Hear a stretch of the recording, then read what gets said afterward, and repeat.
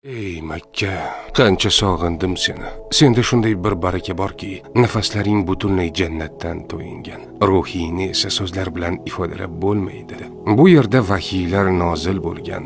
Bu yerda bosh farishta Jabroil alayhissalom Parvardigordan kelgan amrlarni yetkazgan. Payg'ambarimiz Muhammad sallallohu alayhi va sallam esa ularni tushuntirganlar.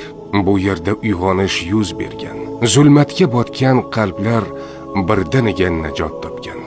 Bu tanlangan zamin ustida asrlar davomida Parvardigorning itoatkor bandalari bu muqaddas joyga oqib kelishadi. Bu yerda qalblar shifo topadi. Duo va iltijolar qabul qilinadi. Yo Robbim, qalbida niyat qilgan har bir mu'min musulmonga ham bu muborak zaminni ziyorat qilishni, Ka'ba atrofiga yetib kelib sajda qilishni, tilak va duolarini aynan shu yerda aytishni nasib etgan. Amin.